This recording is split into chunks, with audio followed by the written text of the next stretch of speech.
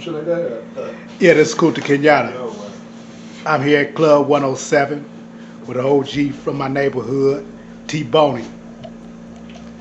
Let them know where you from, T Boney.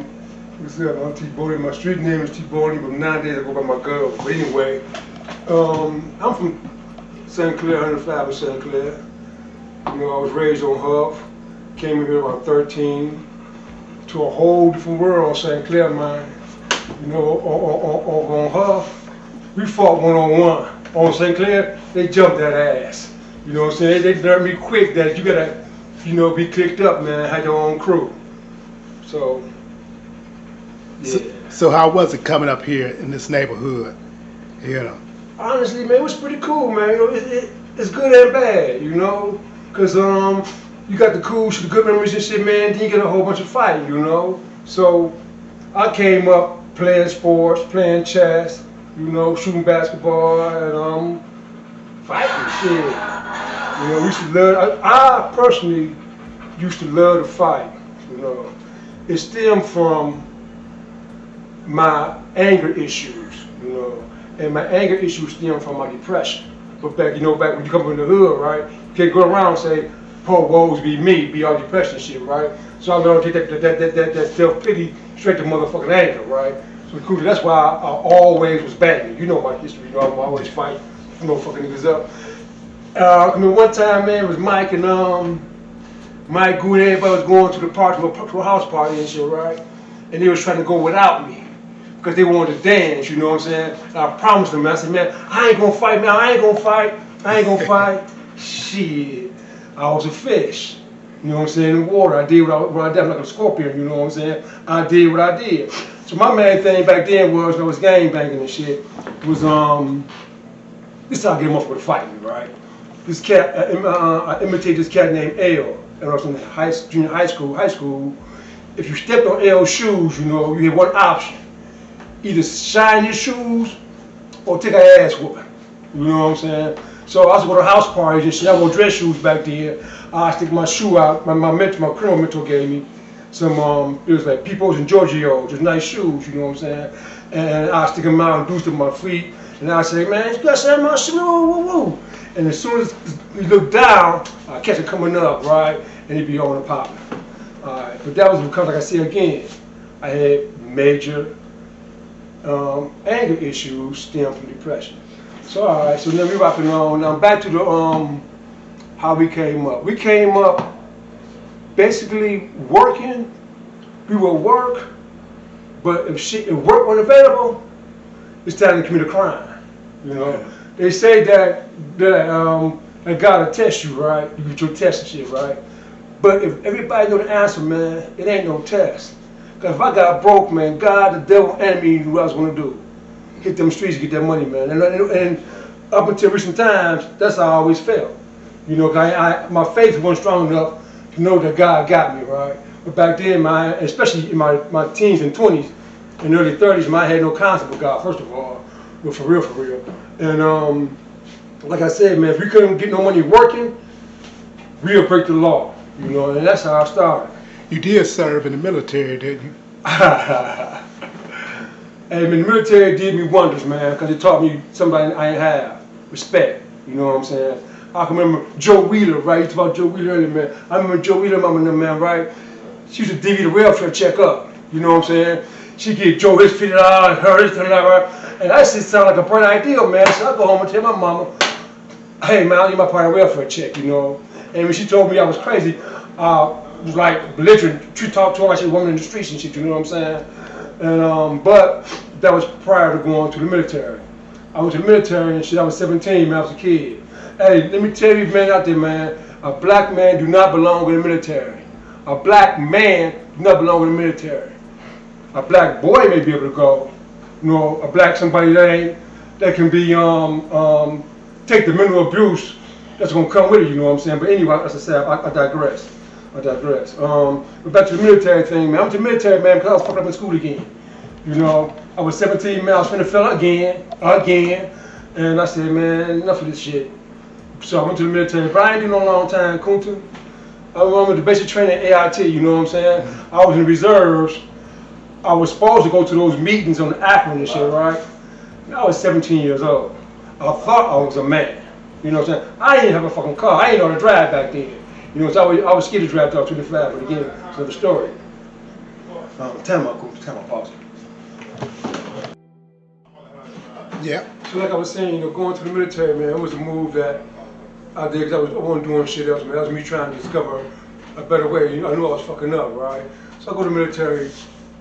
The funny thing about it going to the military was the rumor was this funny ass rumor that I left because my mother wouldn't give me no bacon. You know, I was a greedy little motherfucker back then. They say, your dad's the guy started that rumor that I left because of bacon. No, that wasn't the reason why I left. I left because I was starting new school year again, and I was fucking up all over again, you know what I'm saying? Y'all were starting to catch up with me in high school, you know what I'm saying? And that shit wasn't kosher. Yeah, I got y'all about two to 4 years, yeah. And first it was pushing them catching up, right? Yeah. And here come y'all, y'all right behind me back then and shit. So I was like, nah, let me go to the military. But I went to the military, man. They kind of taught me a little respect, you know what I'm saying? And being more appreciative of my moms and shit. You know, her being a single parent, I had no concept of that shit back then. So I go to the military, you know, I come home in a couple of hours and shit. You know, we smoking reefer and doing whatever we're doing, y'all. Oh, I've always sold weed. I've been selling weed since I was 11. I've been smoking weed since I was 8. You know what I'm saying? I had older brothers and shit, man. When they were older brothers, man, we'll turn your ass out. You know what I'm saying? So they're smoking weed. I smoke weed. They like smoking. So you want to smoke weed, motherfucker? Now you gotta sell it. You know, the shit ain't free no more. So you a man now. I'm 11 years old. So what role you played, you know, in the founding of the 105 Playboy? Oh, you was a St. Clair guy, wasn't you? You wasn't no Playboy, but you was the only gangster that I liked. Yeah. Yeah. My thing founding for the Playboys go, the East 100 Street Playboys came about being, man, they took some motherfucker took Mike Webb's bras watch, right? And we finna go to the junior high school and shit right now. It's me, Reese, Raul, and Mike, and Daz, you know, and Jamil, right? Now out of the fighters, man, it's only me, Mike, and Goop. You know what I'm saying? Daz and Jamil and Reese ain't no fighters for real, right? So me and Reese getting fucked. We going to a junior high school, you know what I'm saying? I'm about, it's after the army, so I'm about 18, right? Man, we smoking reefer. You know, you go in the back of the bus. Back then, you could smoke weed. You know, we smoking weed and shit, going across town on the bus. I'm drinking whiskey and shit, man. We drinking me and Scotch, man. We getting fucked up. And Mike Webb was wise old ass. Mike been wise for a long time. Mike say, bonehead, we going to fight. I say, Mike, we going to junior high school. What the fuck? You know what I'm saying? So I'm getting high in a kite, right? Man, so we go there. We see a little motherfucker. We snap him around. We beat his ass, right? But Kunta. Yeah. We in the motherfucking whole little hood, you know what I'm saying? They word get out, St. Clair niggas beating our niggas' asses, right?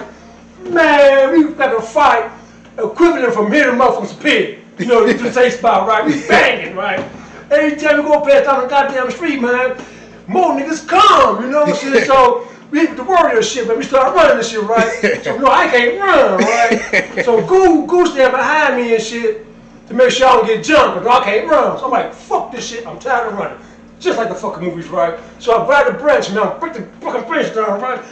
It started this big, Kunta. But I tell that bitch, get down, it's this big. I throw the motherfucker on the ground and start knocking niggas out, you know? And everybody was talking about what I did that day, right? One nigga was like, I said, niggas, I fucked you up, and I dropped that motherfucker, right? Because he was in that range, right? So then when Mike snapped somebody, man, and niggas went in the car, and Mike said, pull off. The bitch said, no. Mike said, pull that motherfucking car off, right? She said, no. Like, Mike trying to get the girl to run a nigga, but you know what I'm saying? Run her ass over and shit, right? Oh, man, long story short, man, we banging, man. We finally get to the broad's house, man. She said, I told you don't tell him. The moral story is, man, never underestimate your motherfucking opponent or your circumstances ever. Because it could have been real bad, you know what I'm saying? Yeah. The first time, probably about the only time in my life, I was glad to see the motherfucking police. You know what I'm saying? Them motherfuckers on our team, finally, you cocksuckers. Yeah. And So they come and shit and make it so tough, man. Right here, you go, right? We done beat everybody's asses, right? So the whole neighborhood come at the house, right? But there's two niggas coming down here by themselves. You know they strapped. Yeah. You know they strapped. We don't fuck everybody with our hands, right? You know, back then, everybody have a gun, and everybody didn't use a gun. You know, some of them had guns, they use a gun. Yeah, like that time, that one dude, I ain't gonna say his name, but you remember that time, that dude take his gun, Moan Stone? Yeah. The officer with that gun. Yeah. And you know what, that was some foul ass fucking shit, man. I'm gonna apologize for coming from me. Cause that dude officer with that gun, I was like, yeah, that's the nigga get, you know what I'm saying? But I feel different now, of course. Yeah. But yeah, man, so you two niggas come down the street, and then here come the police. It was like I said, the names was me, Raul, Mike, Daz, and Jamil, and Mia, whoever, right? We was all in the back seat of the motherfucking police car. To get us out the hood, you know what I'm saying? Out their hood. It dropped us off 105 and Cedar, right? And we was walking down, we was walking home, we didn't walk a lot back then. We walking on home and shit, from Quincy to St. Clair, on Quincy right there, where you jog right there, right there, just around 105, out their district. They couldn't go out their district back then, they had district back then, 5th, 4th, 6th district back then, they go out their district. So we walking down the street, man, and Gucci man, Raul said, hey man, we whooping too much ass out here, man, from by the recognition, you know what I'm saying? And that's where we come from. Bro, Nick said he thought the name up. I don't know, but Robo to me. Nick said he had the first jacket. First jacket. Oh, yeah, okay. The first jacket. Yeah, this poor bastard. Of course he had the first jacket. Mommy, I want a jacket. I'm gonna have to wind and sell a weed to get a pair of two tennis shoes on. You know what I'm saying? I had to grab. Like I said, man, we hustled to survive. Yeah. Fuck trying to thrive. We trying to survive. You know what I'm saying? I didn't want to go to school with the holy jeans on. Yeah. So there, man. So that started the Playboys, man. But mind you, even all this banking, man, it's always been criminal shit. You know what I'm saying? From selling weed, man, to doing. I remember the cat dentist when he came home from the joint, right? And it was Poochie's brother, right? Yeah. This is my criminal mentor. You know what I'm saying? He taught me about crime, and I appreciate the brother for that. You know what I'm saying? Yeah. Because I'm the guy that's talking to y'all, Kunta's friend, that don't have a number. You know what I'm saying? Yeah, I broke the law, but he taught me how to move around. He got the numbers now, so. But basically, man, God said no for me in the penitentiary. Ultimately, I didn't see all the slick shit I said, all the slick shit I thought I did. You know what I'm saying? But I knew it was God. And I'll get to that part later on. I realized that was God, not mine. Thinking on so slick ass, beating them cases and shit, right? So Dennis come home from the joint and shit, and he Lucasville, Mansville, all that big boy shit, you know, you got the last of that shit, then you come to. Yeah. You got the last of it, man, because then the whole game changed, you know what I'm saying? Yeah. And so he used to do Kunta, he used to do, right? Yeah, in fact, I was upstairs one by one at a time, and he had a big ass pile of ritual on the album cover, right? And he had smoked some joints with his shit, and he'd go downstairs, right? And then I go and get here, nigga, don't get fuck out of here, right? And when we leave, you take all the weed back and put it on the scale. To see who stole some, right? Everybody stole some but me. Everybody stole some but me. And that's when he cuffed me. Yeah, that's when he cuffed me, man. And taught me how to hustle out here and shit. And that's when I was about 13, 14, I think I was. Yeah, he taught me how to hustle. My brother had me selling joints in the Scrumpy Dump. Y'all remember the Scrumpy Dump? Yeah. Yeah, the Scrumpy Dump on Euclid, right? He told me back then joints was 50 cents. You know what I'm saying? You go back then, I know I'm jumping around, I'm not chronological, but bear with me. Yeah. So when I first started selling weed, I was like 11, right? It was a real brief stint. My brother made me sell weed because I was smoking his weed and shit. But he just rolled a bunch of joints up. He told me every time the show go off, intermission time, right? Light it up. I'm 11 years old, man. You know what I'm saying? Light it up and then put it out. And they go, who got that? And I say, it's me. You know what I'm saying? And he told me, what I didn't know was, he had this dude Hook over there. Hook was watching me in the beginning, make sure I do everything right, you know what I'm saying? Which I did for the most part. So I didn't, I'm getting my ass beat. I'm my older brother, you know what I'm saying? I'll come back short, I'm getting paid none of the money at all. So I did it right, man. I did that for maybe a summer and a half, man. I Oh yeah, 'cause I was like more of a studious nerd type of dude, believe it or not. Kunta. When I was over there on Huff, I was a bookworm type dude, you know what I'm saying? Yeah. Hey man, a motherfucker don't know the difference between comic books, right? I know this shit, I was a nerd. Yeah. It's DC, Detective Comic Books, and Marvel. They're not in cahoots, they're different, right? Niggas don't know that. But I did because I used to be a nerd. Wish the fuck I would stay one. Yeah. You know what I'm saying? Yeah. I wish the fuck I would have stayed one. But I moved on St. Clair with y'all dirty motherfuckers on St. Clair. I was a little scrapper already, man. But St. Clair has always been different, man. Even to this day, man. You know, man, motherfuckers talk about how St. Clair get money, man. Yeah. St. Clair, and then one time, man, I'm always around, man. I was selling some dope and shit, right? Long time ago. And this guy was selling dope and shit. And it was a drought over there on Buckeye, right? But it was not a drought. What up, Kurt? I was trying not to interrupt, man. How you not? Let's come around to the front. All right.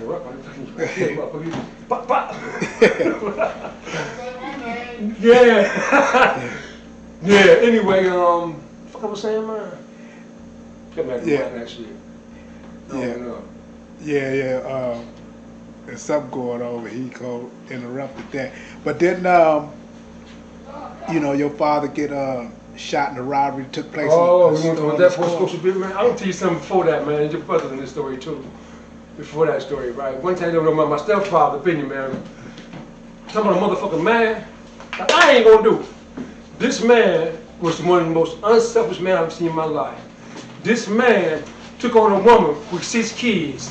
You know what I'm saying? And one of them, and it was always a little bad. Me and my older brother was some little bad motherfuckers. You know what I'm saying? Breaking the law. And he kicked my ass a couple times too. But anyway, I was riding a skateboard, my mother fixing my lunch or some shit, whatever, right? And this was bricks back here, y'all did. Remember that shit? Yeah, what you do? And I went to took him some food and shit on my skateboard. And the motherfucker tried to rob him then, right? Some lame, right?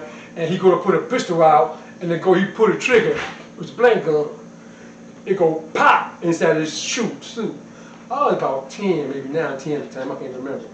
But I remember being so shook, right? I was walking the skateboard, and your brother Raymond said, "Hey man, you supposed to ride the AT, you supposed to ride that skateboard." I said, "Oh yeah, right." And I put it down and started riding, right? But yeah, after that, man, cat named BJ, and some other cat, I think his name was Tony or some shit, I'm not even sure, don't quote me on that. And they were in the store, and they shot him up, you know what I'm saying? They knew they had to shoot Big Ben up, man, because Benny was no joke out here. Unbeknownst to me, you know what I'm saying? I was a kid, but he worked the cashier, but he was also muscle. You know what I'm saying? Benny didn't take no shit. So they popped him up, man, and Benny didn't die. Roger died, his partner died, yeah, right. Because they dumbasses couldn't open the cash was up, you know what I'm saying? But yeah, I found out through the vine that BJ eventually got killed in jail, you know what I'm saying? I'm not saying retribution, man, but hey man, you got karma out here, people. Yeah. You know what I'm saying? You live like you get down, man. So alright, so that was that. And I'm selling weed for Dennis and shit, man. I'm running pills for my bike from Dennis, right? Yeah. Another thing Dennis told me to go this route, right? With these pills. And don't collect no money, but just go drop these pills off, right? He give me $5, I'll give you a bag of weed or whatever. Go ahead.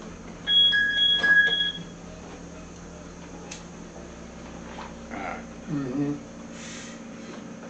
And along the route, Dennis said, go this way. I one time discovered that I can go this way faster, right? Mm-hmm. So I went that way. And when I got back to Dennis snatched me up and said, motherfucker, I told you to go this way. You know, so you can know that I can be going past this person's house, that person's house, to where I got to go. You know? But when I went the other way, you couldn't track me, man. Yeah, but I was a kid. Time rock on. I'm now, you know, around with Dennis, man. Maybe I'm, I don't know, 12 or 13, I don't know what the fuck I am, right? But we get pulled over.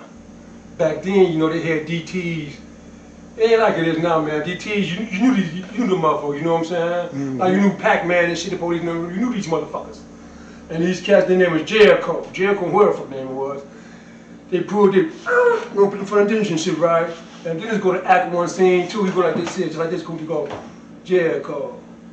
I ain't doing nothing, Jericho. This nigga got a quarter pound of reefer right here, pills right there, you know what I'm saying, heroin right there, right? He filthy. Nigga ain't dirty, nigga filthy. So he said, Jericho, I ain't doing nothing, Jericho, man. You don't think I believe y'all, Jericho, man? And Jericho said, so what's wrong with him? And this is me. Ain't nothing wrong with me, you know what I'm saying? I was fucking terrified, you know what I'm saying? These detectives, right? And definitely gave me my first lesson. Don't panic. Don't panic. You know what I'm saying? Yeah, so many times if your ass, you go to panicking out here, man.